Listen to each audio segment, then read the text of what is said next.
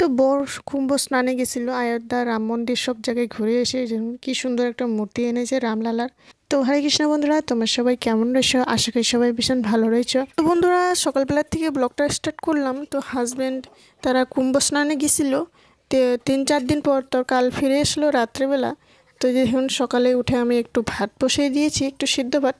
তো সকালে এই যে একবারে এই যে ভাত বসিয়ে দিয়ে থুয়ে এসে এদিকে আমি ঘরের কামটা আরম্ভ করলাম। এদিকে দেখুন বিছনাটি পরিষ্কার ছিল, একটু পরিষ্কার করে দিলাম। দেখুন বিছনা চাদরটা পাল্টাই দিলাম।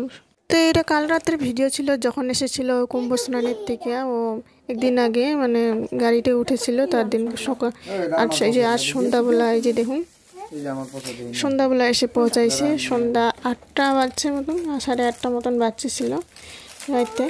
এই যে দেখুন কি কি এনেছে তার মনের মতো। এই যে দেখুন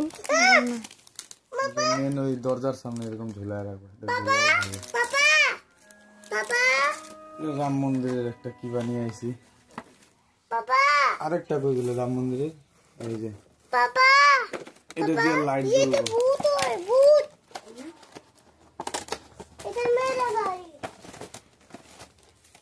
ভালো হবে না, ছোট টিভির সামনে রাখো তো।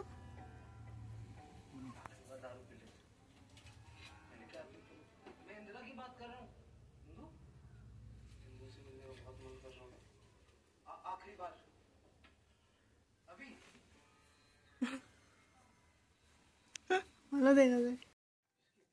রামলালার মূর্তিটি দেখুন কি সুন্দর হয়েছে।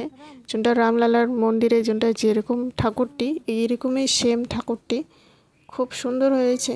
এইটা মন্দিরে কীর্তন করাইয়া ভালো মতো পূজা পাঠ করে তারপরে মূর্তিটি মন্দিরে বসাতে হবে। তো আমাদের ঘরের জলটি অত ভালো না, খুব আয়রন। পাইপের জলটাও খুব লাল টিকটিক হয়ে গেছে, আয়রন টাইপের জল। তাই যে দেখুন গ্রামটি পরিষ্কার করে তারপর আমি জলটি ওই যে ভর্তি করে নেই, তারপর এখানে ফিল্টার করে তারপরে জলটা খেতে হয়, নাহলে জলের অবস্থা সেই খারাপ। তো এখানে দেখুন সকালে এখানে আমি স্নান করে পূজা করে সব ঘর দুয়ার পরিষ্কার করে তারপর আমি বাজার এই যে নিয়ে এসেছি। একটা সবজি ছিল না, শুধু আলুই ছিল। আলুয়ে সবজি বানাইছিলাম 2 দিন। তো এইভাবে আজকে সবজি নিয়ে এসেছি। এই যে দেখুন, তো এসে খুব শরীরটি খারাপ লাগতেছিল, বসে পড়লাম। বসে তারপরে একটু পরে রেস্ট নিয়ে তারপর রান্নাটা স্টার্ট করলাম আমি। তাই জন্য তার আগে সবজিগুলো সব আমি ঢুকে নিয়ে নিই ফ্রিজের মধ্যে একটা একটা করে। তো এখানে ফুলকপি আলু মটর বানাবো আজকে সবজি। তো এখানে ফুলকপিগুলো নিয়ে এসেছিলাম। তো ফুলকপিগুলো খুব মানে একটু ওষুধ গন্ধ করতেছিল, তার জন্য এখানে গরম জলে ডুবাইয়া ভালো মতো।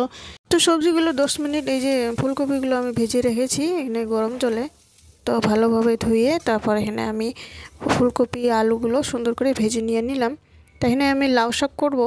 তো প্রথমে আলু আর এইদিকে আমি পাঁচফোড়ন দিয়ে সুন্দর করে ভাজা করে নিলাম। তারপর দিয়ে সুন্দর করে ঢাকনা দিয়ে আমরা 2 মিনিট সেদ্ধ করে নেব। ভাজা করার পর তারপর হলুদ লবণ দিয়ে সুন্দর করে আমরা লাড়াচাড়া করার পর মশলাগুলো দিয়ে সুন্দর করে কষে নিব।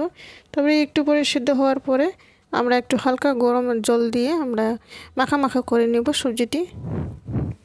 তো এই যে দেখুন ফুলকপি আলু মটর করব।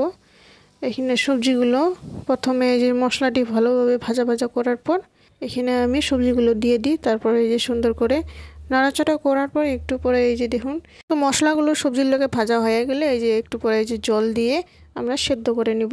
সবজি দিয়ে আদা হয়ে গেলে স্বাদমতো একটু চিনি দিয়ে দিব। তো সবজিটি ভালোভাবে মিলে যাওয়ার পর তারপর একটা ধইনা পাতা দিয়ে সুন্দর করে আমরা নামাই নিব। তো বন্ধুরা, ভিডিওটি ভালো লাগলে অবশ্যই লাইক করে দিয়ে যাবেন।